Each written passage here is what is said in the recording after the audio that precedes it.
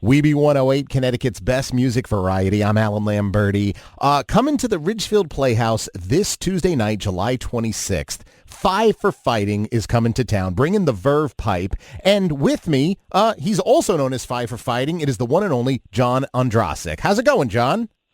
Alan, great to talk to you.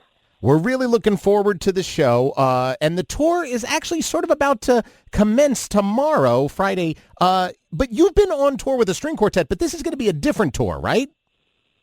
It is. It's the first time we're putting the rock band back in the bus in almost 10 years. This pandemic, I think, kind of forced all of us to kind of reflect on things, and I wanted to get back out with the boys and do what I did, 20 years ago starting, and play the songs with the rock band and kind of get back out and go back to the future. So it's exciting to have the Verve Pipe with us. I kind of started when they started, and their song, The Freshman, is such an iconic song. So we just can't wait. We had such a great time back at the Playhouse with the string quartet, so it's time to bring the band.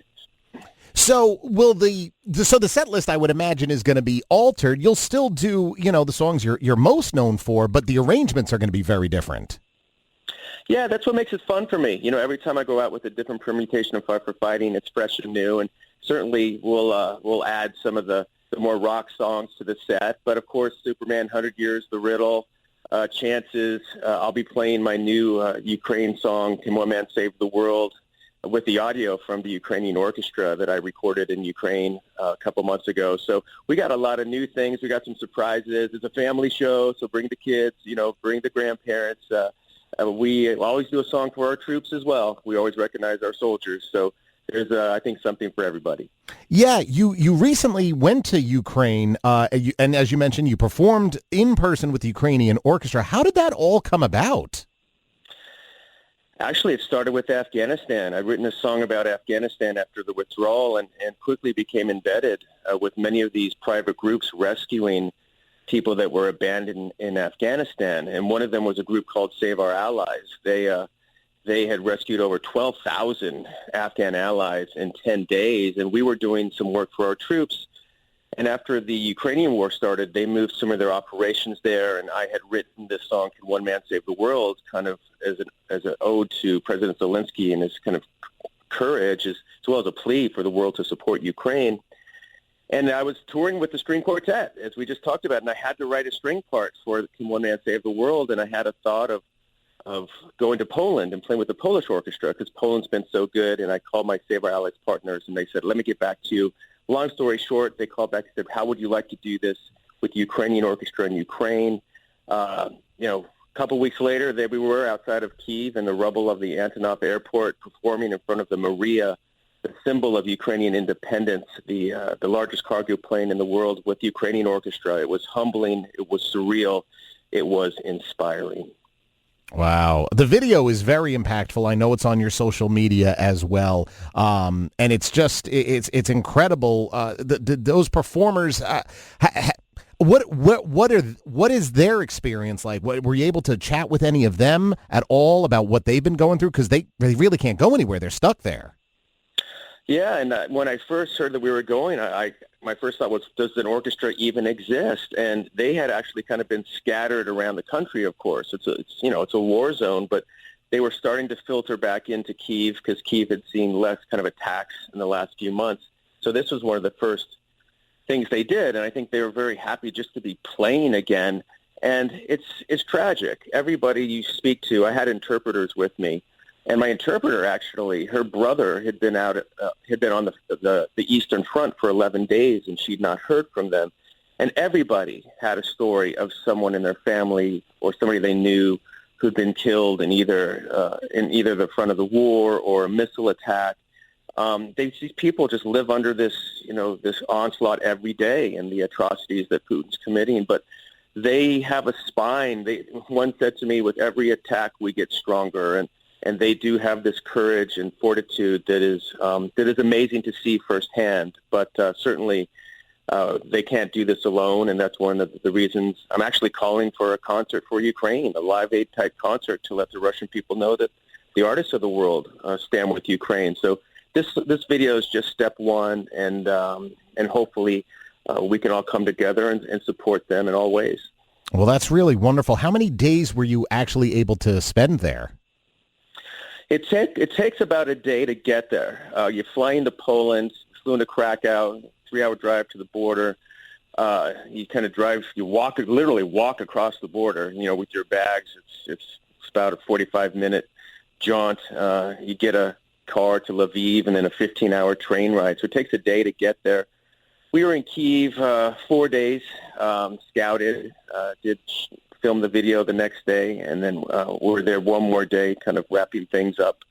And then, again, it takes another day to get back, so it's about 5 days. But I'll be honest with you, when I crossed the Polish border, I breathed a little easier. I didn't sleep for 5 days, and it's a nerve-wracking experience, but I think it was important to do, and I look forward to going back, hopefully when they win this war and playing under much better circumstances.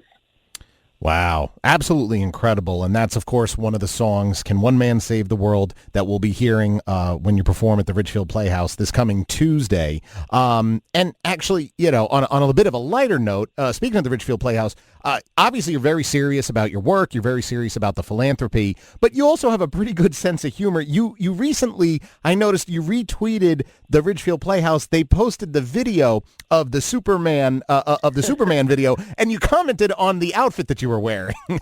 As a young artist, you're just so grateful to make a video, when you're young. And it was our first video we ever made with Superman, and they came to me with this kind of silver suit. And at the time I was a little bit dismayed. I'm like, that's not something I think I'd wear. It was kind of a space suit, but of course I was just happy to be there. So I put the silver suit on, and now, it's always fun to look back at that video and see the crazy clothes I wore. But the great thing about that video is the woman and child you see in the beginning of the Superman video, that is my wife and my newborn son. And at the end of the video, when I kind of fall into the grass there with my wife and son, you can see she's pregnant with my daughter. So I think I have the most expensive home movies in history, Allan, and the silver suit was worth it. I mean, it's a little bit dated. I don't think it's that bad. It could be much, much worse. There's far worse fashions from the early 2000s that could have been featured. True. That's for sure.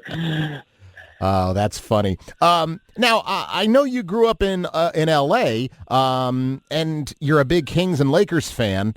Did you happen to also watch any of the All-Star Game activities this week since they were at Dodger Stadium, your home stadium? I did, of course. As a Dodger fan, long-time Dodger fan, it was amazing to watch Clayton Kershaw start the All-Star Game. I was hoping he was going to get the win, but didn't happen. But, yeah, big moment for him, big moment for Dodger fans. It's, the All-Star Game's cool, but I got to say, the Home Run Derby is what I'm all about. Sure. That to me is even more fun than the All-Star Game. But, yeah, it was great for Los Angeles, great for Kershaw, great for the Dodgers, I think, good for baseball. And, my Kings are on the upswing. Hockey fans, a lot of hockey fans in the neck of your woods up there in Connecticut, and we'll see what happens next year. But the Avalanche got their cup, so I'm happy for them, and should be a good run next year. We do have hockey fans. If you came out in a Whalers sweater, you'd get a big cheer. I can tell you that much. I actually performed early in my career at the old Hartford Whalers arena, and I wore a Whalers jersey. It's one of the coolest icons. Whenever I play Connecticut, I do pull out a Whalers jersey, and fond memories of that team. I know there's kind of hope that it might come back one day, but a lot of history there, and you got a Whaler supporter right here. And I don't know if you happen to catch, since we certainly know you're a hockey fan. I mean, the name of your group is Fight for Fighting. Right. But then now all the talk lately has been about the Danbury Trashers after that Netflix documentary about the minor league team, and Danbury's right around the corner from Ridgefield. Oh, that's amazing. Yeah, I've been hearing about that documentary. It's on my list to check out. So, yeah, I'll try to hit that before I'll get the boys on the bus, in the next few days, and we'll check that out. But yeah, that sounds very cool. Is it a requirement for them to also be hockey fans? They have to know what icing is. That's about it. Not offsides, icing, not offsides. Yeah, that's right.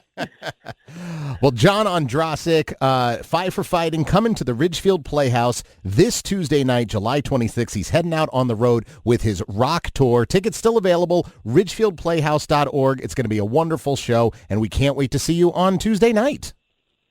Thanks, Allan. I appreciate you having me. Can't wait to see you all.